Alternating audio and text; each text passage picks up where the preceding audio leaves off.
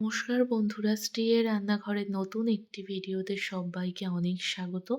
আর আজকে আমি নলেন গুড়ের পায়েসের রেসিপি শেয়ার করছি। নিয়েছি 200 গ্রাম গোবিন্দভোগ চাল, 200 গ্রাম খেজুর গুড় পাটালি, 100 গ্রাম কাজু আর কিশমিশ মিশিয়ে আছে, আর নিয়েছি 50 গ্রাম গুঁড়ো দুধ আর 1.5 লিটার লিকুইড দুধ। ফুল ফ্যাট ক্রিম মিল্ক নিয়েছি। প্রথমেই উনুন ধরিয়ে কড়াই গরম করে তাতে 2 টেবিল চামচ ঘি দিয়ে দেব। ঘি গরম হয়ে এলে দিয়ে দেব কাজু কিশমিশ। কাজু কিশমিশটি একটু লাল করে ভেজে নেব। আর শীত তো প্রায় শেষ। এই শীতের শেষেই আরও একবার আমি আপনাদের সাথে শেয়ার করছি এই গুড়ের পায়েসের রেসিপি। দেখুন আমি কাজু কিশমিশটি লাল করে ভেজে নিয়েছি। এবার তুলে রাখবো। তারপর ওই ঘিয়ের মধ্যেই গোবিন্দভোগ চালটি ধুয়ে জলটা ঝরিয়ে রেখেছিলাম, সেই চাল দিয়ে দেব। দিয়ে হালকা করে একটু ভেজে নিতে হবে। এইভাবে একবার গুড়ের পায়েস বানিয়ে দেখতে পারেন, খেতে ভীষণই সুন্দর হয়। আর আমি সুপর্ণা স্ত্রীর রান্নাঘরের ভিডিওতে আপনাদেরকে অনেক অনেক স্বাগত। চালটা একটু হালকা করে ভেজে নিয়েছি, এবার তুলে নেব।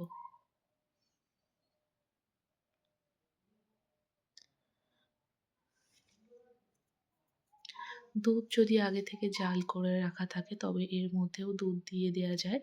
তবে আমি এখানে আগে থেকে যেহেতু দুধটি জাল দিয়ে রাখিনি, তাই চালটি ভেজে তুলে রাখলাম। তারপর কড়াইতে সামান্য একটু জল দিয়ে দেব। তারপর দিয়ে দেব যে দুধটি নিয়েছিলাম 1.5 লিটার, সেটি দিয়ে দেব। দিয়ে কিছুটা সময় খুব ভালো করে জাল দিয়ে একটু গাঢ় করে নেব। কিছুটা সময় ভালোভাবে ফুটিয়ে নেওয়ার পর যখন দুধটি একটু গাঢ় হয়ে এসছে, সেখান থেকে অল্প পরিমাণে দুধ তুলে রাখবো। যে 50 গ্রাম গুঁড়ো দুধ নিয়েছিলাম সেটির সাথে ভালোভাবে মিশিয়ে নেব। তারপর দিয়ে দেব ভেজে রাখা গোবিন্দভোগ চাল। চালটি দেওয়ার পর দুধের সাথে খুব ভালোভাবে মিশিয়ে নেব কিছুটা সময় ধরে। আর এই সময় উনুনের আঁচটি মিডিয়াম টু লো রাখতে হবে। খুব ভালোভাবে চালটি মিশিয়ে নেওয়ার পর কিছুটা সময় পর দিয়ে দিচ্ছি খুব সামান্য পরিমাণে নুন। নুন দেওয়ার পর আবারও ভালোভাবে মিশিয়ে নেব। আর এই সময় কিন্তু অনবরত এভাবে খুন্তিটি নাড়াচাড়া করতে হবে, নইলে তলায় চালটি বসে যেতে পারে। 10 থেকে 15 মিনিট এইভাবে খুন্তি দিয়ে নাড়াচাড়া করে যখন চালটি প্রায় সিদ্ধ হয়ে আসবে, দেখুন 10 মিনিট পর মোটামুটি চালটি সিদ্ধ হয়ে এসছে। এই সময় দিয়ে দেব আগে থেকে ভেজে রাখা কাজু কিশমিশ। কাজু কিশমিশ দিয়ে আবারও ভালোভাবে মিশিয়ে নেব। আর দিয়ে দেব যে গুঁড়ো দুধের মিশ্রণটি বানিয়ে রেখেছিলাম, এই সময়টিতে দিয়ে দেব।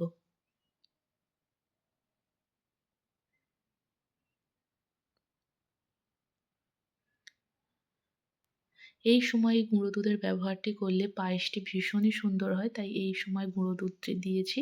তারপরে দিয়ে দিলাম 2টো এলাচের মুখ ফাটিয়ে ভালোভাবে মিশিয়ে পায়েসটি একদম যখন নামাবার সময় হবে সেই সময় দিয়ে দেব পাটালি গুড় 200 গ্রাম। ভালোভাবে মিশিয়ে নিচ্ছি আর তারপর নামিয়ে নেব। দেখুন কালারটা খুব সুন্দর এসছে, ভালোভাবে মিশে গেছে। এবার নামিয়ে নেব। আর তৈরি হয়ে গেছে গরম গরম নলেন গুড়ের পায়েস। শীতের একদম শেষে এইভাবে একবার বানিয়ে নিতে পারেন এই গুড়ের পায়েস। আর ভিডিওটি কেমন লাগলো অবশ্যই কিন্তু কমেন্ট করে জানাবেন। আর দেখা হচ্ছে আপনাদের সাথে পরের কোনো ভিডিওতে।